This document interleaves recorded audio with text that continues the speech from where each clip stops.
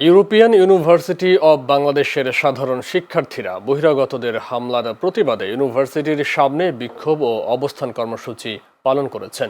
জানা যায় 22 জুলাই বিকেলে ইউরোপিয়ান ইউনিভার্সিটি অব বাংলাদেশের নিজস্ব ক্যাম্পাসে এই অতর্কিত হামলা হয়। এ ঘটনায় আহত হন 5 শিক্ষার্থী। শিক্ষার্থীরা বলেন, আনুমানিক 20 জন সন্ত্রাসী নাশকতা সৃষ্টির উদ্দেশ্যে ক্যাম্পাসে প্রবেশ করে শিক্ষার্থীদের উপর অতর্কিত হামলা চালায়। প্রত্যক্ষদর্শীরা জানান, একদল সন্ত্রাসী বাহিনী অবৈধভাবে ক্যাম্পাসে প্রবেশ করে বর্তমান চেয়ারম্যানকে উদ্দেশ্য করে অকথ্য ভাষায় স্লোগান দিতে থাকে। সাধারণ শিক্ষার্থীরা বহিরাগতদের বাধা দিলে শিক্ষার্থীদের উপর অতর্কিত হামলা চালায়। পরবর্তীতে আহতদের শহীদ সোহরাওয়ার্দী মেডিকেল কলেজে ভর্তি করা হয় এবং বাকিরা প্রাথমিক চিকিৎসা নেন। এই বিষয়ে রেজিস্ট্রার জুবায়ের এনামুল করিম বলেন, এই ঘটনার সাথে জড়িত সন্ত্রাসীদের তিল পরিমাণ ছাড় দেওয়া হবে না। সবাইকে চিহ্নিত করে তাদের বিরুদ্ধে আইনানুগ ব্যবস্থা গ্রহণ করা হবে।